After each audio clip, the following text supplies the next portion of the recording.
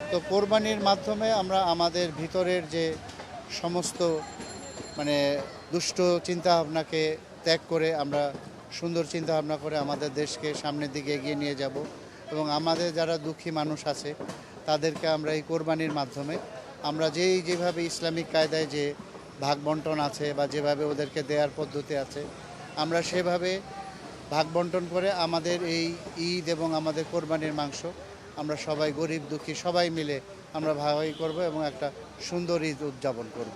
এটাই আমাদের আশা। না, আমরাও তো যার যার আত্মীয় স্বজনকে আমরা দিই, তারপরে আমরা ওই যে গরিবদের দিই, অনেক লোক কাজের বুয়া করে দিই, সবাইকে দিয়ে ঠিক খাই। বছরে একবার কোরবানি হয় তো সবাইকে দিতে হয়। নিজেদের খাওয়া তো আমরা তো সবসময় কিনে খাইতে পারি, আমরা তো গরিবরা তো সবসময় কিনে খাইতে পারে না।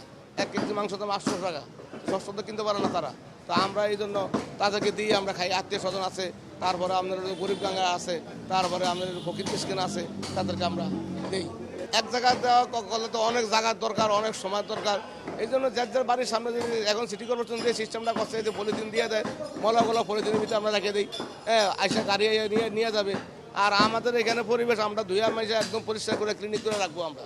আসলে এটা খুবই মজার, এটা একটা নস্টালজিয়া। এক সময় নিজেরা করতাম, খুব ভালো লাগতো। এখানে তো আসলে সেই সুযোগটা নাই, কারণ সবাই তো এখন একান্নবর্তী পরিবার থেকে সবাই সরে গেছে। তো এখন আমরা নিজেরাই এই কাজটা করি। ওই আমাদের পাশে পাশে যারা আমাদের এখানে স্বপ্ন সুপার মল আছে, এখানে যারা মাংস কাটে বা তারা করে, তাদেরকে আমরা আসলে বিভিন্নভাবে হায়ার করি এবং তারা খুব ভালোভাবে কাজ করে। দেখা গেছে 2-3 ঘন্টার ভিতরে করছে, বাট তারা করলেও কিন্তু সবসময় আমরা এই যে হাতে ধরা সব কিছু কিন্তু আমরা পাশে পাশে বসে করে থাকি, দেখে থাকি। তো খুব মজা লাগে।